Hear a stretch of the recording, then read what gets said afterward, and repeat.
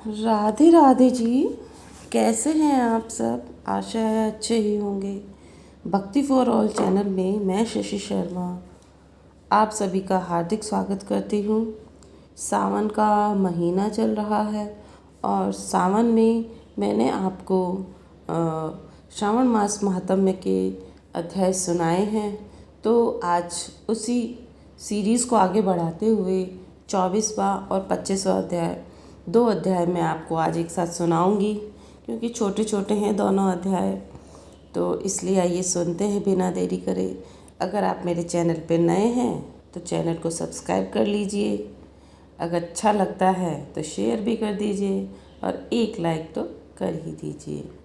तो आइए सुनते हैं श्रावण मास महात्म्य का 24वां अध्याय। भगवान शंकर सनत कुमार से बोले कि हे महर्षि, पूर्व कल्पों में दैत्यों के अत्याचारों से पीड़ित होकर के पृथ्वी ब्रह्मा जी के पास गई। पृथ्वी की व्यथा कथा सुनकर पृथ्वी के उद्धार के लिए ब्रह्मा जी देवताओं के साथ पृथ्वी को लेकर क्षीर सागर में विष्णु जी के पास गए। ब्रह्मा जी के मुख से पृथ्वी की कथा सुनकर भगवान श्री हरि ने कहा कि आप लोग डरो नहीं, मैं शीघ्र ही देवकी के गर्भ से अवतार लूँगा और पृथ्वी से असुरों का विनाश करके पृथ्वी के कष्ट को दूर करूँगा। आप देवतागण पृथ्वी पर गोकुल में जाकर के यादव कुल में जन्म ले लीजिए। भगवान श्री कृष्ण के जन्म लेने पर कंस के अत्याचारों के डर से वासुदेव उनको गोकुल में नंद बाबा के यहाँ छोड़ आए। वहाँ पर उनका लालन पालन बड़े चाव से किया गया। जब भगवान श्री कृष्ण कुछ बड़े हुए तो उन्होंने कंस तथा उनके गणों का मथुरा आकर के वध कर डाला और अपने माता पिता देवकी वासुदेव को कंस के जेल से छुड़ाया। मथुरा वासियों ने भगवान श्री कृष्ण से प्रार्थना करी कि हे शरणागत, हे वत्सल, हम आपको नमस्कार करते हैं, हमारी रक्षा करो। हे देव, किसी को भी आपके जन्म का ज्ञान नहीं है। आपके जन्म दिन का ज्ञान होने पर हम उस दिन वर्धापनोत्सव मनाना चाहते हैं। भगवान श्री कृष्ण ने उनकी भक्ति, श्रद्धा तथा आत्मीयता देख करके उनसे जन्म दिवस में होने वाले कार्य को कहा। उन मथुरावासियों ने भगवान कृष्ण का कथन सुन करके उसी विधान से व्रत किया। भगवान ने उन लोगों को अनेक वर प्रदान किए। हे सनत कुमार, इस संबंध में मैं तुम्हें एक प्राचीन कथा सुनाता हूँ कि अंग देश में मित्रजीत नाम का एक राजा था। उसके पुत्र का नाम महासेन था। वह अत्यंत साधु स्वभाव वाला राजा था। वह प्रजा की अपने प्राणों से भी अधिक रक्षा करता था। प्रजा भी उसे अपने प्राण छिड़कती थी, परंतु वह अचानक पाखंडियों के संपर्क में आ गया। जो राजा अपनी प्रजा को प्राणों से अधिक चाहता था, वही अब अधर्म के रास्ते पर चल पड़ा और वह वेद, शास्त्र तथा पुराणों की निंदा करने लगा। वह वर्णाश्रम धर्म में द्वेष रखने लगा। हे तात, इस प्रकार बहुत समय बीत जाने पर उसकी मृत्यु हो गई। यमदूत उसे पाश में बांधकर यम के पास ले गए। यम ने उसे नरक में गिरा करके बहुत समय तक यातना पहुंचाई। नरक की यातना भोग करके वह पिशाच योनि में चला गया। भूख प्यास से व्याकुल वह इधर उधर घूमता हुआ मारवाड़ में पहुंचा तथा एक वेश्य के शरीर में प्रवेश कर गया। वह वेश्य के साथ मथुरा नगरी में पहुंच गया। मथुरा के रक्षक जो थे, रक्षकों ने उसे वेश्य के शरीर से अलग कर दिया। वहां पर वह वनों तथा ऋषियों के आश्रमों में घूमता हुआ भगवान की कृपा से जन्माष्टमी के दिन ऋषियों तथा ब्राह्मणों द्वारा की जाने वाली महापूजा में शामिल हो गया। वह रात भर जागता रहा और हरि कीर्तन का आनंद लेता रहा।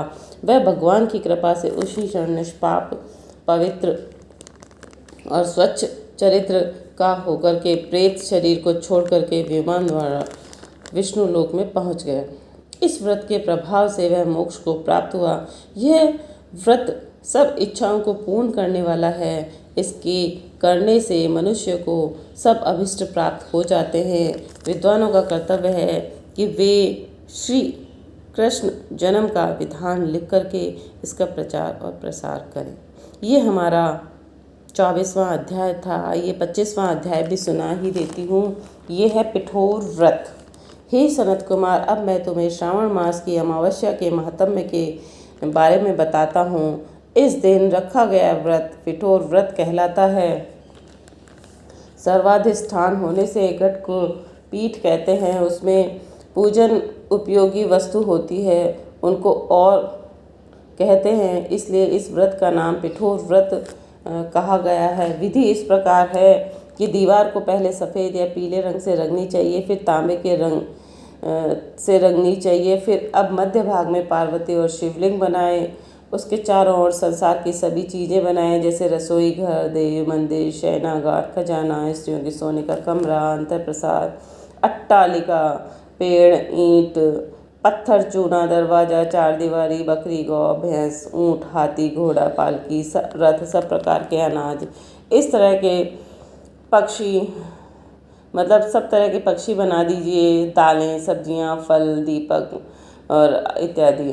तो उपरोक्त वस्तुओं को बना करके षोडश उपचार से उनकी पूजा करनी चाहिए। अनेक तरह के गंध, धूप, चंदन आदि देकर ब्राह्मण, बालक, सौभाग्यवती स्त्रियों को भोजन कराना चाहिए तथा अंबिका सहित शिवजी से कहना चाहिए कि हे दया सिंधु, हे शशि शेखर, आप इस व्रत से संतुष्ट होकर मेरे सभी मनोरथ पूरे करें। इस प्रकार 5 वर्ष तक व्रत करने के पश्चात उद्यापन करना चाहिए। उद्यापन में शिव मंत्र ओम नमः शिवाय द्वारा घृत तथा बिल्व पत्र द्वारा हवन करें। पहले दिन अधिवासन करके ग्रह हवन करें। 1008 तथा 108 आहुतियाँ देनी चाहिए। इसके बाद आचार्य का पूजन करके दक्षिणा देनी चाहिए। यह व्रत समृद्धि दाता है, इसके तुल्य कोई दूसरा व्रत नहीं है।